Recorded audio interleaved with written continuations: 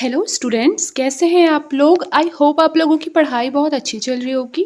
देखिए, आज से हम लोग करंट अफेयर्स के भी क्लासेस साथ में शुरू करेंगे। तो अब हर दिन आपकी एक जीएस की और एक करंट अफेयर्स की क्लास होगी, ठीक है? तो चलिए आइए शुरू करते हैं। सबसे पहले यहाँ पर लिखा है कि जो चर्चित में स्थल बने थे इस साल, उसके बारे में लिखा है। जैसे देखिए, पहला है हमारा कांगेर घाटी राष्ट्रीय उद्यान के बारे में। क्या लिखा है, चर्चा में क्यों था ये? तो कांगेर घाटी राष्ट्रीय उद्यान को यूनेस्को की अस्थायी सूची में शामिल कर दिया गया है। दैट इज वाई ये चर्चे में था। घोषणा कब की गई थी इसकी? 12 मार्च 2025 को। फिर क्षेत्रफल देखिए, 200 वर्ग किलोमीटर। इसका क्षेत्रफल कितना है कांगेर घाटी राष्ट्रीय उद्यान का? 200 वर्ग किलोमीटर। और याद रखना है इस बात को कि ये सबसे छोटा राष्ट्रीय उद्यान है, ठीक है? अब आगे देखिए, स्थापना कब हुआ था? स्थापना 22 जुलाई 1982 में इसे राष्ट्रीय उद्यान का दर्जा मिला था। संरक्षण, राजकीय पहाड़ी मैना का संरक्षण इस उद्यान में किया जाता है। फिर देखिए आगे, बायोस्फीयर रिजर्व। तो 1982-85 में एशिया का पहला बायोस्फीयर रिजर्व इसे घोषित किया गया था। किसे? कांगेर घाटी राष्ट्रीय उद्यान को। आगे देखिए, जैव विविधता। तो उद्यान में 49 स्तनधारी प्रजातियां, 201 पक्षी प्रजातियां, 37 सरीसृप प्रजातियां, 16 उभयचर प्रजातियां और 141 तितली प्रजातियां पाई जाती हैं। फिर प्रसिद्धि देखिए, यह अपनी प्राकृतिक गुफाओं जैसे कि कुटुमसर, कैलाश, दंडक गुफाएं, प्राचीन चूना पत्थर संरचनाओं, समृद्ध जैव विविधताओं के लिए फेमस है। तीरथगढ़ झरना और भैंसा दरहा मगरमच्छ पार्क कांगेर घाटी राष्ट्रीय उद्यान में ही स्थित है। इसको आप तुरंत अभी नोट डाउन करेंगे। तीरथगढ़ झरना और भैंसा दरहा मगरमच्छ पार्क कांगेर घाटी राष्ट्रीय उद्यान में स्थित है। ये बहुत इंपॉर्टेंट है, ठीक है? उसके आगे देखिए क्या लिखा हुआ है, गोंडवाना मरीन फॉसिल्स पार्क।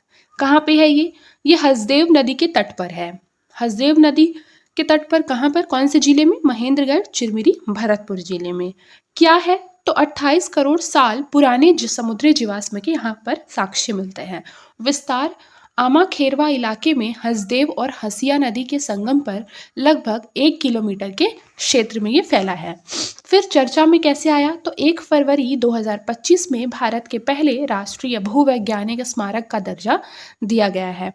फिर है अप्रैल 2025 में प्रदेश का पहला जुरासिक रॉक गार्डन का उद्घाटन यहीं पर किया गया था, गोंडवाना मरीन फॉसिल्स पार्क में। तो ये जो चर्चा में ये 2 लाइन यहाँ पर दी हुई है, ठीक है? ये दोनों बहुत इंपॉर्टेंट है। सबसे पहले तो इसको फरवरी 2025 में भारत के पहले राष्ट्रीय भूवैज्ञानिक स्मारक का दर्जा दिया है गोंडवाना मरीन फॉसिल्स पार्क को, जो कि महेंद्रगढ़, चिरमिरी, भरतपुर जिले में है। और फिर है अप्रैल 2025 में प्रदेश का पहला जुरासिक रॉक गार्डन का उद्घाटन, ठीक है? फिर खोज किसने की थी? गोंडवाना मरीन फॉसिल्स पार्क की एसके घोष ने की थी। किसने की थी? एसके घोष ने की थी। जब वर्ष 1954 में वो कोयला खनन हो रहा था, उस टाइम पे उसके दौरान इसकी खोज हो गई थी। जैसे कई बार होता है ना कि वैज्ञानिक जो है कुछ और इन्वेंट करने की कोशिश करते हैं और कुछ और इन्वेंट हो जाता है। बिल्कुल उसके साथ ही ये जो डिस्कवरी हुई थी गोंडवाना मरीन फॉसिल्स पार्क की, वो इसी तरीके से हुई थी। वर्गीकृत, तो तालचीर संरचना के रूप में वर्गीकृत। फिर आगे देखिए, संरक्षित, जैव विविधता अधिनियम 2002 के अंतर्गत यह संरक्षित क्षेत्र घोषित किया गया है। फिर फॉसिल्स पार्क देखिए, खेमगांव जो कि सिक्किम में है, राजहरा झारखंड में है, सुबनसिरी अरुणाचल प्रदेश में है, दार्जिलिंग पश्चिम बंगाल, ये सभी क्या है? फॉसिल्स पार्क है। फिर है मॉन्यूमेंट्स। तो जियोलॉजिकल सर्वे ऑफ इंडिया ने इसे वर्ष 1982 में नेशनल जियोलॉजिकल मॉन्यूमेंट्स में भी शामिल कर लिया है। देखिए एक बात और, बहुत से बच्चों के ऐसे मैसेज आ रहे हैं कि मैम नेक्स्ट क्लास कब लेंगी, मैम नेक्स्ट क्लास लाइए। देखिए मैं आप लोगों को ये बात हर क्लास में बताती हूँ कि मेरी हेल्थ जो है वो बिल्कुल ठीक नहीं है, मुझे बोलने में काफ़ी दिक्कत हो रही है। अगर आप लोग मेरी ओल्ड वीडियोस की वॉइस सुनेंगे तो वो आपको अलग लगेगा, अभी की सुनेंगे तो अलग लगेगा। साफ पता चल रहा है कि मुझे बोलने में काफ़ी दिक्कत हो रही है। तो मुझे जैसे लगता है कि थोड़ी बेटर है अब, तो मैं वैसे ही आप लोगों की क्लास रिकॉर्ड करती हूँ। लेकिन जब लगता है कि नहीं, ये क्लास आप लोगों को शायद समझ ही नहीं आएगा मेरी वॉइस से, तो फिर मुझे लगता है कि अभी मुझे इसे रोक देना चाहिए। लेकिन मैं भी आप लोगों के साथ ही हूँ, आप लोगों के सपोर्ट में हूँ। मुझे पता है कि आप लोगों के लिए इस टाइम पे कितना प्रेशर है आप लोगों के ऊपर, और एग्ज़ाम भी बहुत नज़दीक आ गया है, तो उसके लिए मैं क्षमा प्रार्थी हूँ। लेकिन ये नेचुरल चीज़ों पर हमारा भी कोई बस नहीं है, तो इस बात को समझते हुए चलिए आइए वापस से टॉपिक पे चलते हैं। पिलग्रिम फैसिलिटेशन सेंटर, पर्यटक सुविधा केंद्र, कहाँ है यह? डोंगरगढ़ में है, ठीक है। कौन से जिला में? राजनांदगांव जिला में। याद रखना, मान लीजिए यही क्वेश्चन डायरेक्टली पूछ दिया गया कि पिलग्रिम फैसिलिटेशन सेंटर जो है वो कौन से जिले में है, और 4 जिले के नाम दे दिया गया। मान लीजिए दुर्ग, भिलाई, रायपुर, राजनांदगांव, तो बहुत से कम बच्चे होंगे जो राजनांदगांव लगाएंगे, ठीक है। तो इसको आपको याद रखना है। आगे देखिए, शुरुआत तो वर्ष 2021 से इसके निर्माण की शुरुआत हुई। आकृति इसका त्रियंत्र के आकार में आप यहाँ पर देख सकते हैं, त्रियंत्र, ठीक है। फिर निर्माण तो भारत सरकार पर्यटन मंत्रालय की प्रसाद योजना के तहत इसे शुरू किया गया है, इसको भी आपको याद रखना है। स्थिति कहाँ है? तो डोंगरगढ़ की 3 पहाड़ियों माँ बमलेश्वरी, चंद्रगिरी, प्रज्ञागिरी तीर्थ के बीच करीब 9.5 एकड़ के सभी धर्मों के प्रतीक के रूप में इसकी स्थापना की गई है। फिर आगे देखिए विशेष में कि भूतल में यहाँ प्रसादी और खान पान की व्यवस्था होगी। प्रथम तल पर तीर्थयात्रियों के ठहरने का प्रबंध होगा, साथ ही धार्मिक ग्रंथों किताबों से संपूर्ण पुस्तकालय होगा।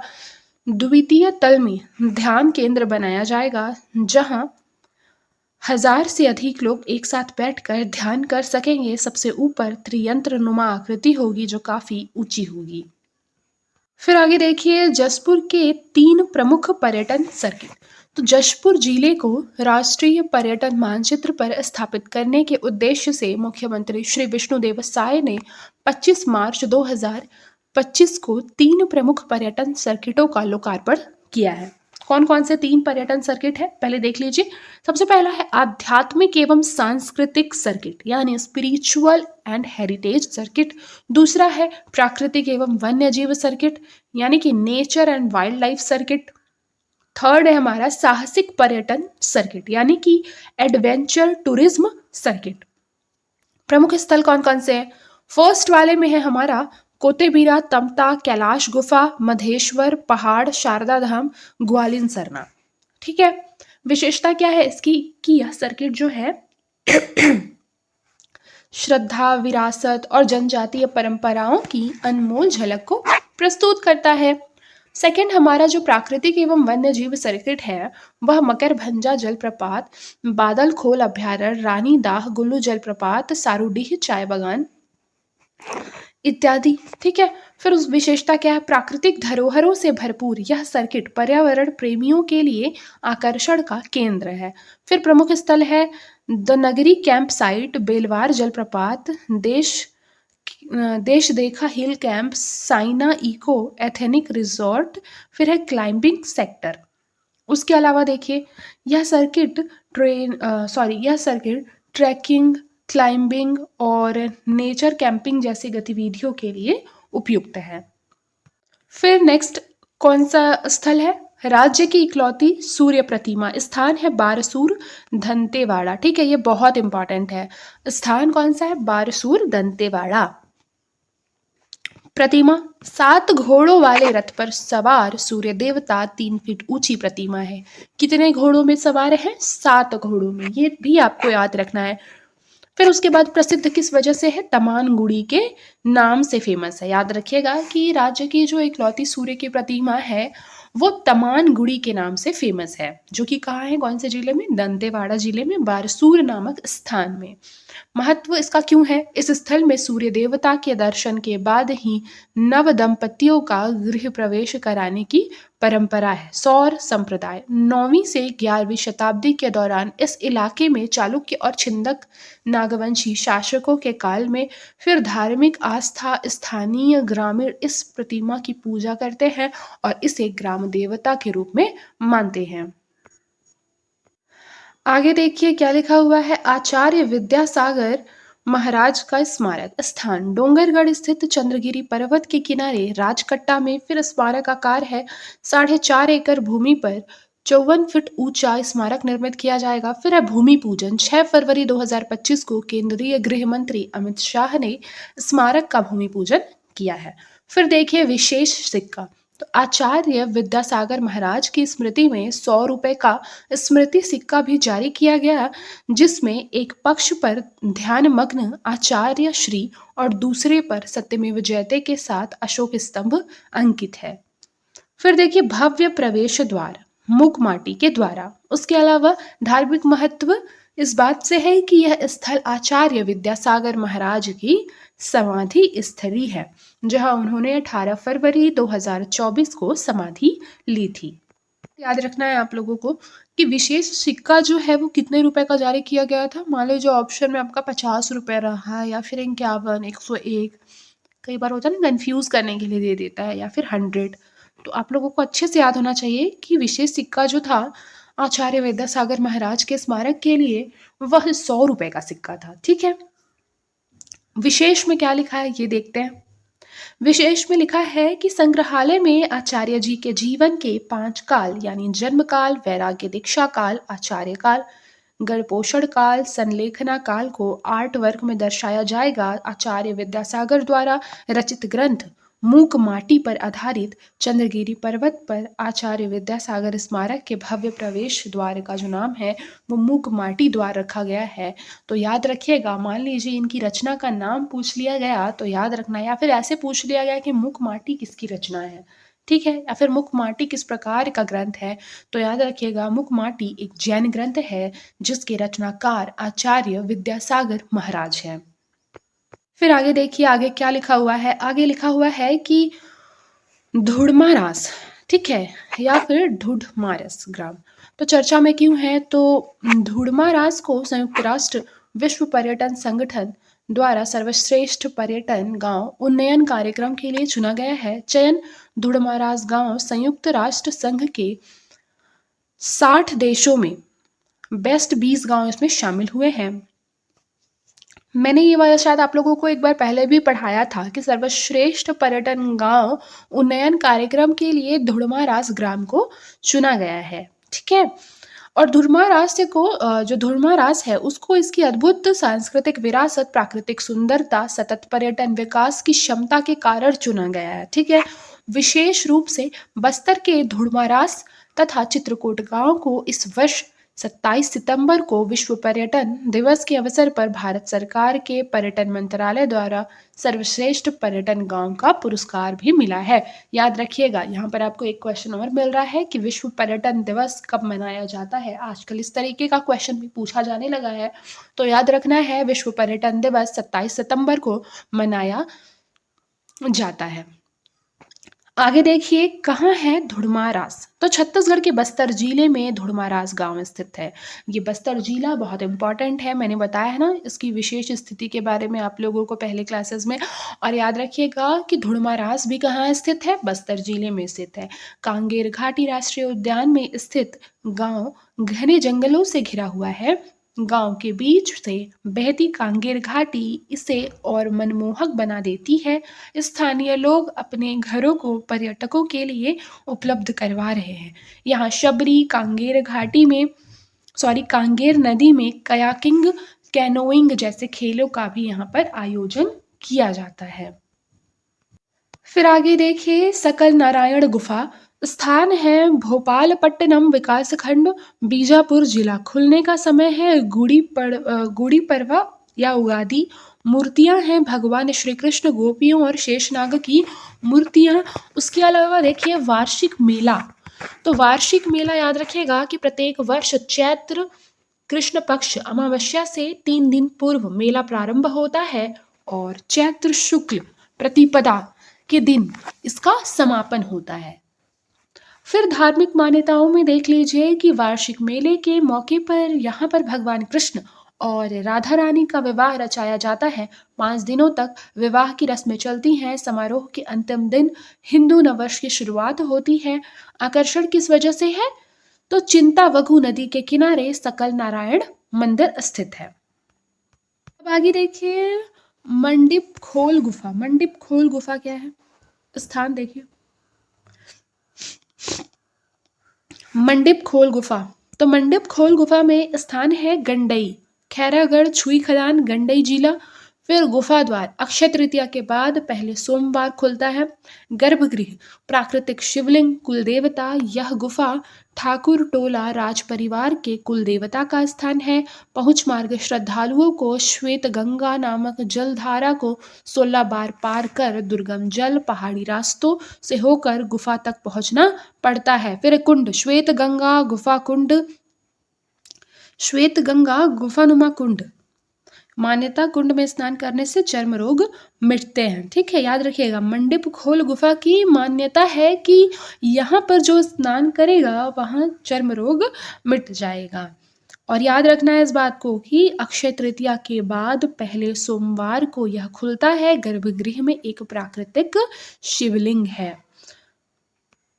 आगे देखिए, आगे क्या लिखा हुआ है। चित्रोत्पला फिल्म सिटी प्रस्तावित है माना रायपुर में, यानी कि अभी बनी नहीं है। फिर नामकरण चित्रोत्पला है, जो कि स्कंद पुराण में महानदी का प्राचीन नाम था। तो याद रखिएगा, क्वेश्चन अगर ऐसे पूछ लिया गया कि चित्रोत्पला महानदी का प्राचीन नाम किस पुराण में है या किस ग्रंथ में है, 4 ग्रंथों के नाम रहेंगे, उसमें ऑप्शन ए में रहेगा स्कंद पुराण। तो आपका याद रखना है कि स्कंद पुराण ही आपका करेक्ट आंसर होगा। तर्ज देखिए, मुंबई, नोएडा, हैदराबाद फिल्म सिटी के तर्ज पर इसे बनाया गया है। विकसित, film city, convention centre, wellness resort और नेचर सिटी। विस्तार है लगभग 54 एकड़ में। फिर उसके बाद है लागत है लगभग 30 करोड़ रुपए। वह विशेष क्या है। फिल्म सिटी कैंपस में एयरपोर्ट, रेलवे स्टेशन, वाटरफॉल और स्नोफॉल जैसे 50 से ज्यादा लोकेशन होंगे। उसके अलावा आगे देखिए, वित्तीय सहायता। केंद्र सरकार ने 23 राज्यों की 40 पर्यटन परियोजनाओं को मंजूरी दी गई है, जिसमें छत्तीसगढ़ के चित्रोत्पला फिल्म सिटी भी शामिल है। 40 पर्यटन परियोजनाओं के लिए डिपार्टमेंट ऑफ एक्सपेंडिचर ने 3295.76 करोड़ की मंजूरी भी दे दी है। चित्रोत्पला फिल्म सिटी के लिए बजट बहुत इंपॉर्टेंट है, कई बार इसको पूछ दिया जाता है। ठीक है, खास करके स्टेटमेंट वाला जो आजकल क्वेश्चन निकल रहा है उसमें भी पूछ दिया जाता है, तो एक बार आप देख लेंगे। फिर आगे देखिए, निरई माता मंदिर स्थान है पैरी और सोंढूर के तट पर गरियाबंद जिला। ठीक है, यानी गरियाबंद जिला में निरई माता का मंदिर स्थित है। दर्शन, हर साल चैत्र नवरात्रि के पहले रविवार को यहाँ पर दर्शन के लिए खुला जाता है, 5 घंटे के लिए, सुबह 4 से 9 बजे तक। आगे देखिए, पूजन याद रखेगा, सिर्फ पुरुष पूजा पाठ की रीतियों को यहाँ निभाते हैं निरई माता मंदिर में। स्टेटमेंट वाले क्वेश्चन में इस तरीके से बनाकर दिया जा सकता है। मान लीजिए स्टेटमेंट 1 में ही दे दिया कि जो निरई माता का मंदिर है वहाँ पर केवल महिलाएं पूजा कर सकती हैं, और स्टेटमेंट 2 में दे दिया गया कि महिलाओं का प्रवेश और प्रसाद खाना वर्जित है। तो दोनों तो एक दूसरे का उल्टा हो जा रहा है, लेकिन मुझे पूरा पता है जिसको ये स्टेटमेंट नहीं पता होगा कि महिलाओं का प्रवेश और प्रसाद खाना वर्जित है, तो ये लोग उसको गलत करेंगे, और फर्स्ट वाला जो मैंने बोला कि पूजा पाठ महिलाएं करती हैं, ये सही कर देंगे।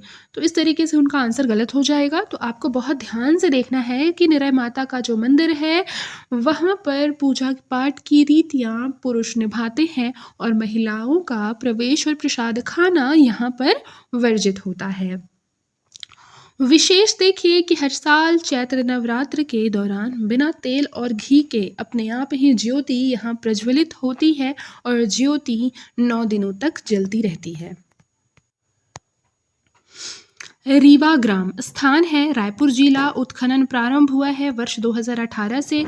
काल है 6वीं सदी में रायपुर व्यापारिक और प्रशासनिक केंद्र रहा। फिर खोजे हैं कुषाणकालीन में 300 प्लस तांबे के सिक्के मिले हैं। फिर है बौद्ध धर्म के स्तूप मिले हैं। कुम्हार संस्कृति के मिट्टी के बर्तन मिले हैं। प्रमाण, नए राजवंश मगध वंश के प्रमाण मिले हैं। विश्लेषण, खुदाई में कुम्हार संस्कृति और हड़प्पा सभ्यता के समान लक्षण मिले। संभवतः यह क्षेत्र छत्तीसगढ़ का सबसे पुराना ग्रामीण शहर हो सकता है। योजना है 55 एकड़ क्षेत्र में खुदाई 10 से 12 वर्षों तक चलने की संभावना। आगे देखिए, महादेव घाट के पास मिले पुरातात्विक अवशेष। स्थान गिरिजाशंकर स्कूल महादेव घाट। महादेव घाट कहाँ है? रायपुर में। आगे देखिए, अवशेष पुरानी ईंटें, मटके, बर्तन, सिलबट्टा, अन्य प्राचीन वस्तुएं। अनुमानित 1000 साल पुराने पुरातात्विक अवशेष। संभावित कलचुरी काल के राजा के किले या बस्ती के अवशेष होने की संभावना। खोज अप्रैल 2025 में निजी जमीन पर समतलीकरण के दौरान प्राचीन अवशेष मिले हैं। अन्य चर्चित स्थल, ठीक है। सबसे पहले चर्चित स्थलों में है मकर भजा मेला, जो कि महनई जशपुर में है। फिर है तुलार गुफा बारसूर दंतेवाड़ा में है। फिर है जटशंकरी गुफा। जटशंकरी गुफा सोहनत कोरिया में है। कबीर स्मृति महोत्सव जो है वो धमतरी में मनाया जाता है। विद्या समीक्षा केंद्र रायपुर। फिर कचना या करिया धुरवा मंडई, ये आपका पिथौरा महासमुंद। फिर है रूशे जलाशय में खैरागढ़।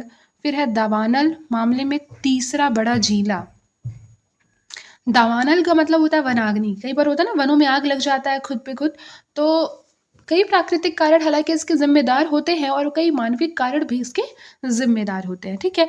तो यह क्या है? बीजापुर 3rd नंबर पर है। फिर है रजगामार कौल क्षेत्र, ये कोरबा है। फिर है the art of living centre नया रायपुर में खुला है।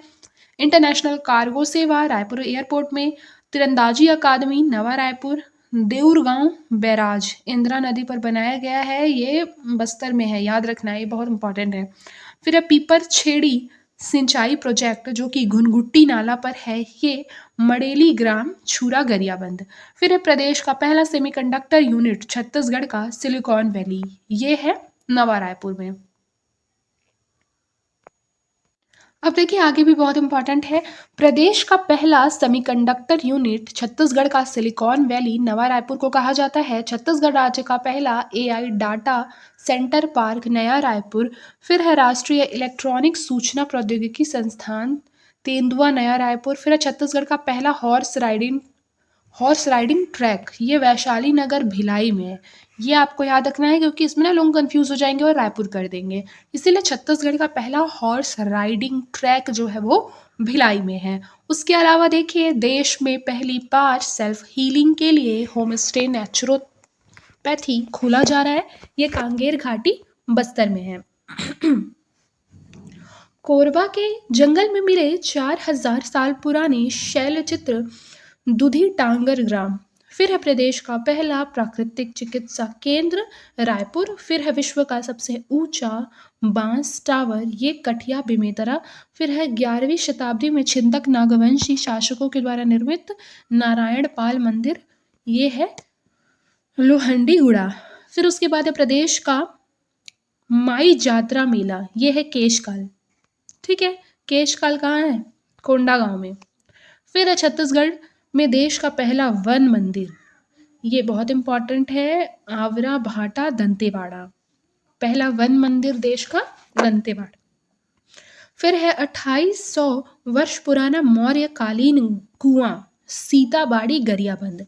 फिर है विश्व का पहला advance ultra super critical thermal power plant NTPC Bilaspur. फिर है छत्तीसगढ़ का पहला डिजिटल प्लेनेटोरियम, ये कारली दंतेवाड़ा जिला। फिर है देश का पहला सबसे बड़ा solar energy battery storage plant Bairan पहाड़ी ग्राम ढाबा राजनांदगांव। फिर है देश का पहला लिथियम ब्लॉक जिसकी ई नीलामी हुई है कटघोरा कोरबा। अब देखिए योजनाएं 2025 में कौन कौन सी थी, ये बिल्कुल ही नया टॉपिक है इसलिए हम लोग उसको नेक्स्ट क्लास में करेंगे, ठीक है।